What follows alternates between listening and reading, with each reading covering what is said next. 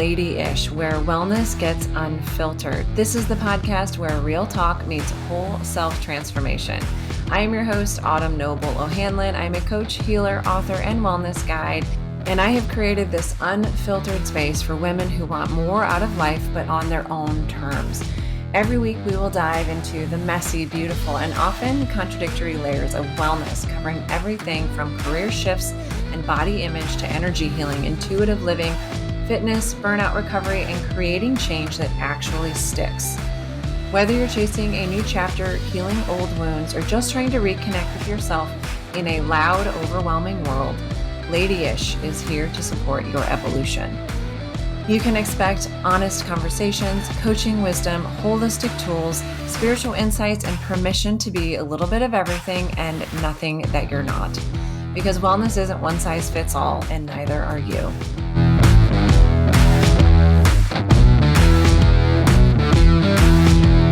Hey everyone, welcome back to Lady-ish, your collective for mind, body, and soul alignment. Lately, I've been finding myself giving my clients a lot of the same feedback. And for many of the clients that have worked with me for many years, this is feedback that I've given them several times over many years. And it's a tool that I offer to them to work through the challenges that they're having and get clear on their next steps. But as I continually offer this resource to them, I often get pushback where they say, I've tried it and I absolutely hate it. It just doesn't work for me. And I finally realized that I thought it might be helpful to put some information out there about this tool to help people understand why this is something that I am constantly recommending and pushing my clients to do. And until they do it and really invest the time in doing it right, they don't get it. But once they do, they always come back and say, okay, I finally did it. And you're right, it's changed everything. So I want to offer that tool to you here and provide some of the science behind why this tool is so helpful. So what is this deceptively simple tool? It is nothing more than journaling. Many of us know intellectually that is good for us, but few of us actually understand why it's so powerful. And so that's the gap that I want to bridge today. There is real science and real soul work that comes in to play when you start putting pen to paper. Writing can actually change your brain, strengthen your immune system, and shift the way you see yourself. We are entering cold and flu season. If writing can help boost your immune system, maybe this is the season of your life where you take a chance on this simple tool and see what impacts it yields for you. So let's start with the science of writing and healing. Dr. James Pennebaker did research on expressive writing. And what he found was that when individuals engaged in this practice for just 20 minutes a day, 4 days in a row, the impact and the effects on their life were actually pretty dramatic. Not only did the participants report less stress and better moods, but they also went to the doctor 43% less for things like flu and upper respiratory infections. What's more, months after conducting the experiment, they went back and found that the participants' immune systems were still stronger than the controlled group. So the lasting impacts of that type of an introspective engagement can last well beyond the practice. It's pretty wild to think about us just simply writing words on a page and how that can change our body's chemistry. But if it can have that kind of an impact on your cells and your immunity, imagine what it can have on your energetic body and your spirit, your relationships, and your emotional life. Because the truth is that writing helps us get unstuck and get clear, not just mentally, but energetically. As many of you know, I have a energy practice as well where I engage in energy work and energy healing. And I'm a firm believer that our emotions are energy within our bodies. And when we don't allow those emotions out or we don't attend to them and honor them and we just cram them down instead and move on with our day and kind of continue with the hustle, when we do that, we're like a tea kettle with so much pressure and energy just stuck inside our bodies and our cells. And I truly believe that keeping that energy stuck within us does have a negative impact on ourselves and can manifest as illness. And I think that Dr. Pennebaker's research on this expressive writing and how it improved our immune system really speaks to that, because I believe that through writing, we're honoring those emotions, we're attending to those discomforts or challenges in our lives, and we're releasing that pressure. And in doing so, we're allowing some of that energy to escape and no longer stay, buried inside of us, just boiling to get out and having negative impacts on ourselves, our bodies, and our health. So in my mind, Pennebaker's work actually dovetails perfectly with my understanding of emotions and energy and how they work and impact our bodies. Another reason that writing and journaling is so powerful is that it can be a very helpful mirror to allow us to see things that may be easy for others to see, but that we're just kind of missing as we move along with our days. There's this really amazing book out there called The Power of Writing It Down. If you haven't read it, it really goes much deeper into a lot of the things I'm talking about today, but it really bolsters the arguments that I'm making, and that there is real power and real change and evolution that can come from writing things down. But one of the most fascinating things that I read in that book was this idea that you can tell a person's quote unquote religion by looking at their calendar. Now, anyone who has coached with me knows that everything that I do during my day is on my calendar somewhere. If it's not on my calendar, it's not getting my energy. But for those of you that don't engage in kind of obsessive compulsive calendar practice, imagine taking everything that you spend your time and energy on during any given day, any given week, any given month or year, and you put it all on your calendar. What this practice can show us is what matters to us, and not necessarily what we choose as the most important things, but where we're choosing to give our energy, and thereby what we're making the most important things to us day in and day out. Gandhi says action expresses priorities. And so if we took our whole world, our whole life, and put it on our calendar for a year and evaluated it, it would give us real clarity around what we are prioritizing, because it would reflect what we're giving energy to. And with that sort of picture painted, it sort of tells us about what we value and kind of our own internal personal religion. And by religion, I don't necessarily mean sort of traditional religions in that sense. What I mean is, where are you giving your allegiance, your power, and your energy and focus? So if you looked at that calendar, who and what are you worshiping? Is it your job? Is it something else in your life? Is it keeping your home clean? And allowing yourself to evaluate that from a clean space. Journaling can come in here and allow us to examine, where are we giving our loyalty, our focus, and our life force energy day in and day out. A powerful journaling practice invites us to ask about what we're seeing in that calendar and where we're giving our energy. And we can ask ourselves, where am I spending my time? Why am I doing these little things? Why is this getting priority attention day in and day out?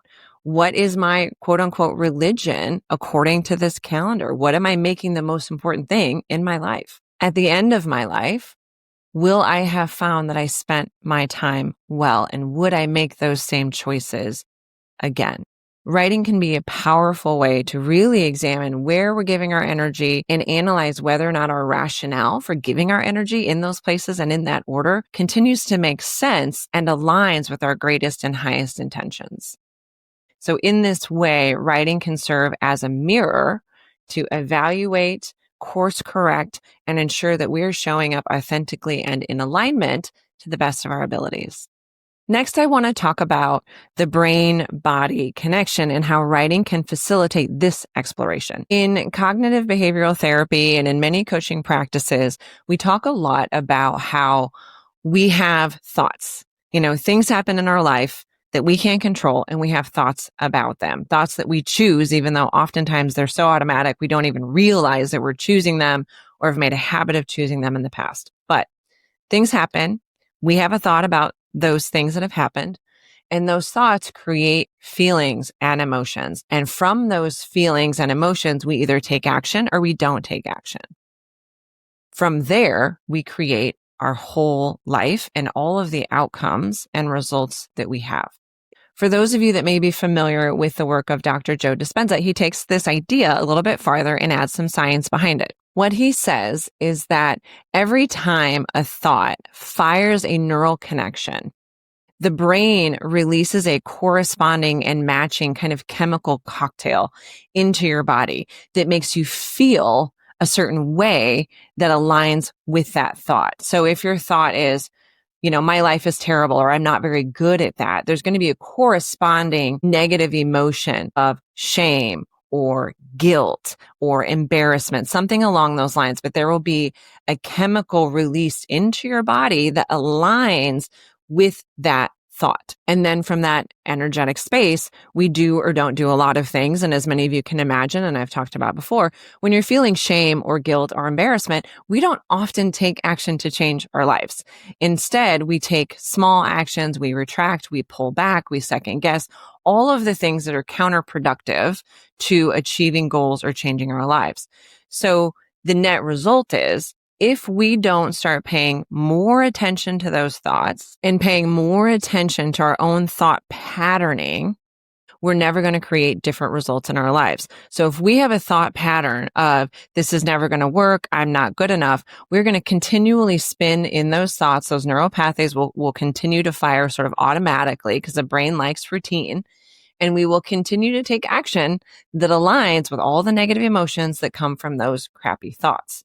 So what this tells us is that if we want to take different actions in our life, if we want to do something different that we haven't done before, we have to change our thinking patterns, and we have to start paying attention to what those patterns are so that we can start taking different actions from different emotions and different thoughts. That is why trying to take different action without addressing our thoughts and feelings, it never works. So as I often see as a personal trainer in the gym, I get a lot of people coming in that want to change their body right away, and they want to get into fitness. And I hear the things that come out of their mouths about their body and about what they think about their abilities and themselves. And it's all negative stuff. And I really make an effort to correct those statements, because unless and until they start paying attention to how they talk to themselves, how they view themselves and their abilities, their actions of showing up at the gym and changing their body, they're never going to flow in the direction that they want, because they're bringing this energy of failure and shame and guilt and judgment. And so it's really, really difficult, if not impossible, to take different actions in our lives until we let go of some of our own negative thinking patterns. This is where writing comes in. When we write down and just do a free write of everything in our brains about going to the gym or trying something new, whatever it may be. But when we write that down and we start letting the thoughts come through to the pen, to the paper, we can start seeing those patterns much more clearly. And once you can see them, then you can start to shift them or change them. But without that awareness, you're sort of moving like a robot, not even aware of the thoughts and emotions that are following you everywhere you go. So writing is a really essential tool in rewiring those patterns and starting a new path forward in a new direction with new actions. So I want to offer you a very simple writing practice that's sort of a 5-step reflection that can help you identify and understand some of your own patterns and maybe dismantle some of the control and hold that they have over you, because these thoughts are persuasive. There's a part of us that believes that they are the whole truth and nothing but the truth. And that's why we keep believing them. And so we have to sort of get to a space where we start to understand and see those thoughts as just optional stories that we've been telling ourselves. And this is where journaling can really help push that through.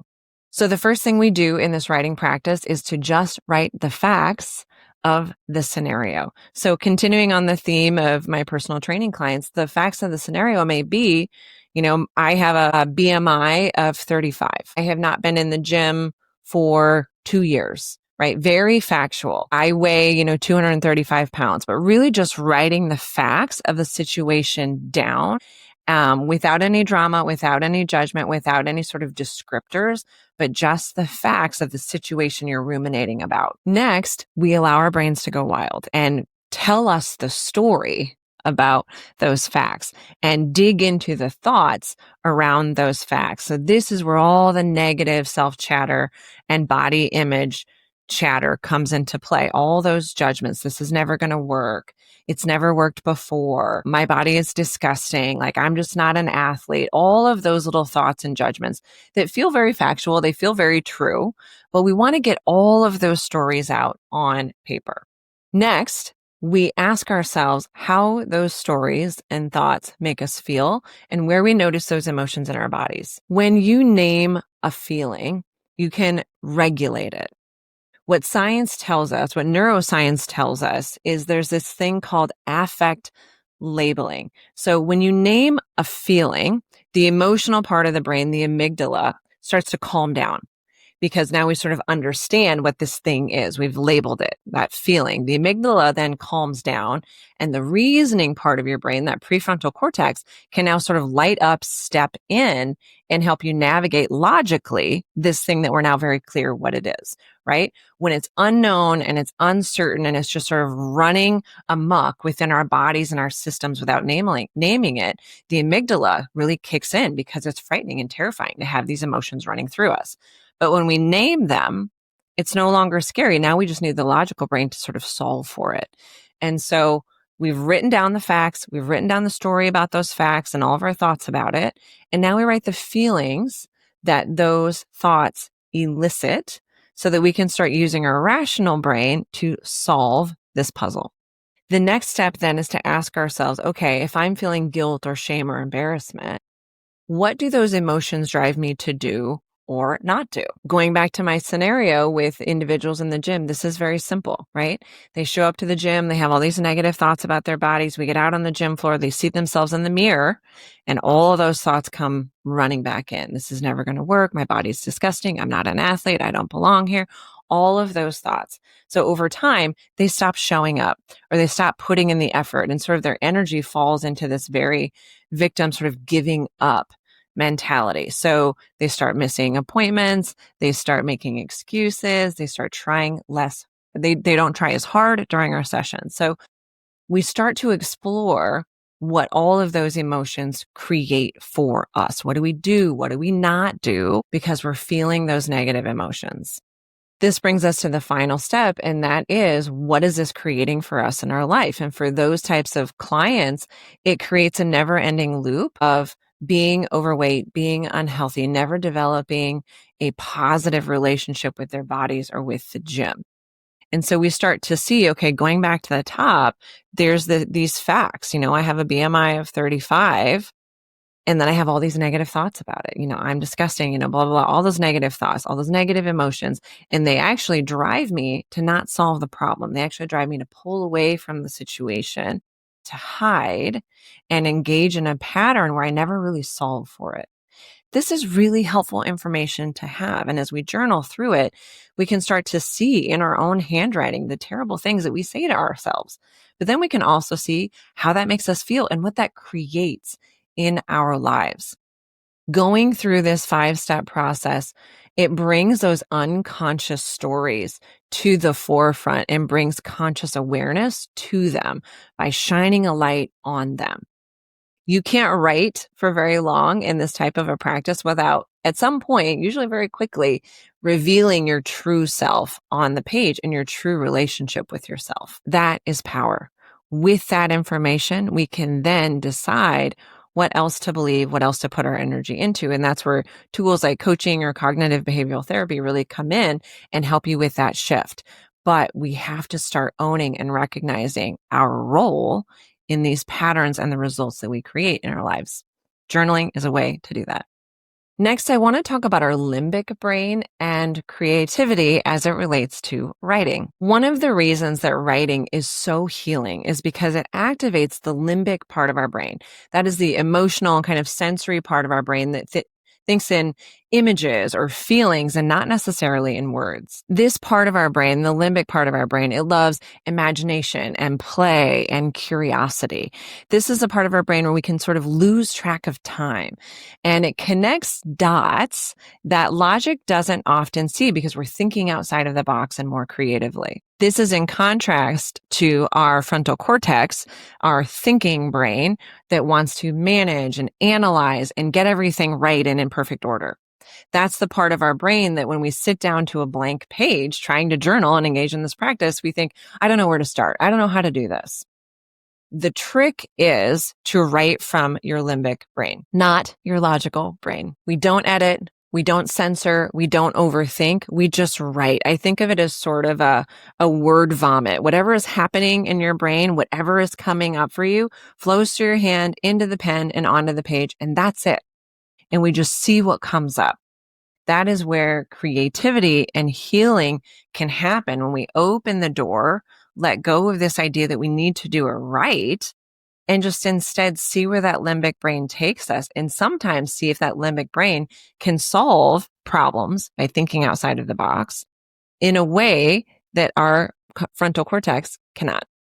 The last point that I want to make today about writing and why it is such an essential tool for all of us to begin engaging in is this idea that the awareness that comes from writing is the true healer. There's that common saying that time heals all wounds. I don't necessarily agree with this, and I have a caveat for it. What I instead believe is that time can heal all wounds if we use that time to explore what's happening in our minds and in our hearts. Without reflection and attention and awareness, those patterns will never change. We could just sit there and wait, and our neural pathways are going to keep running the way they've been running forever, and nothing's going to heal and nothing's going to get better. They just dig deeper. But when we bring awareness to those neural pathways and those thought patterns, that's how we start to see everything more clearly. And that is where healing can step in.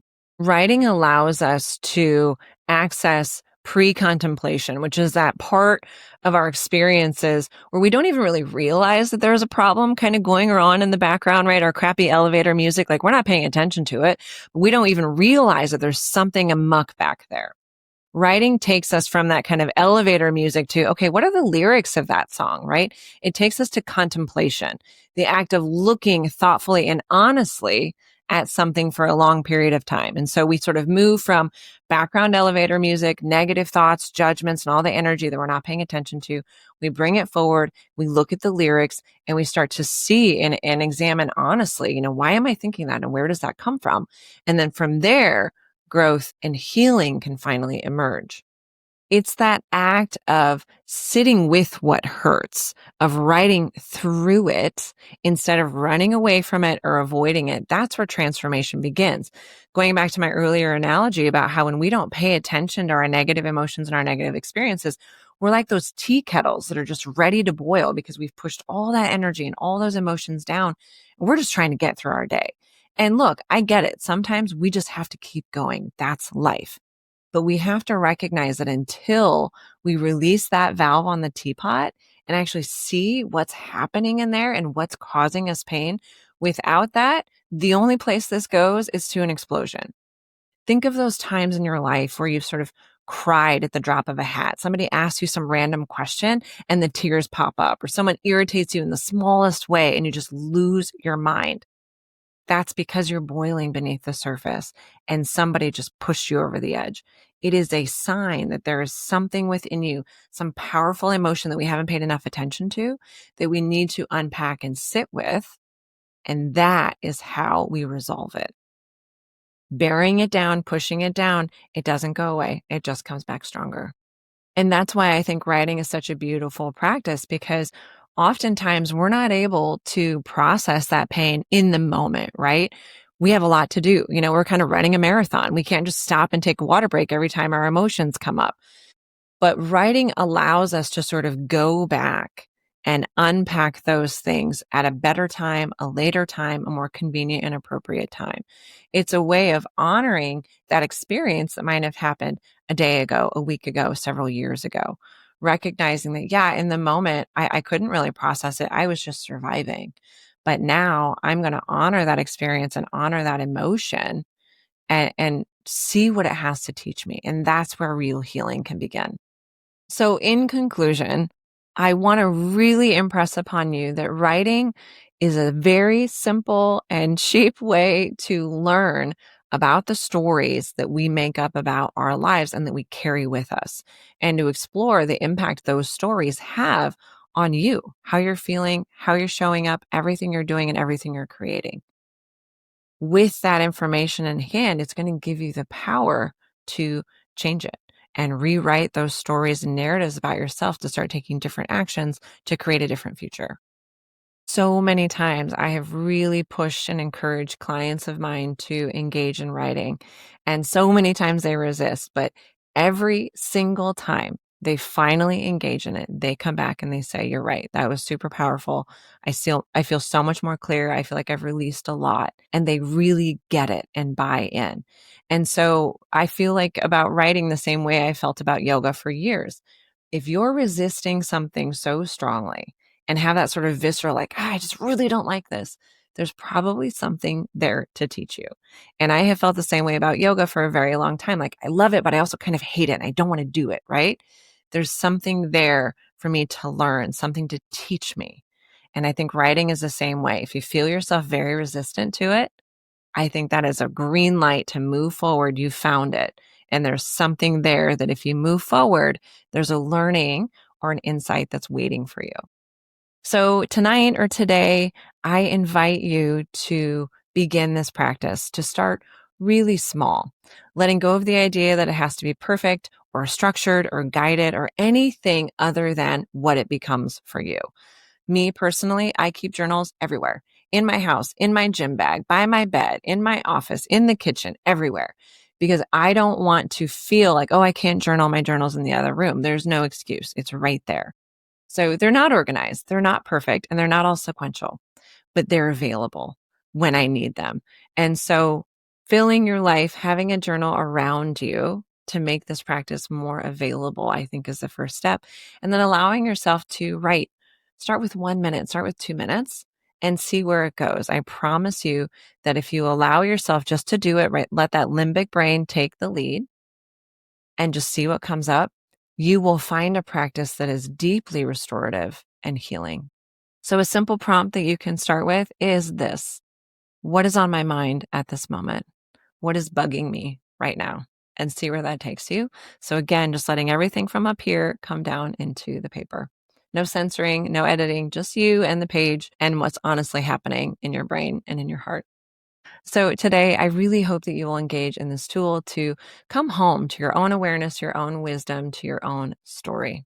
Thanks so much for joining me again today. If this episode resonated with you, be sure to share it with someone that might need a little bit of a reminder that healing doesn't have to be complicated.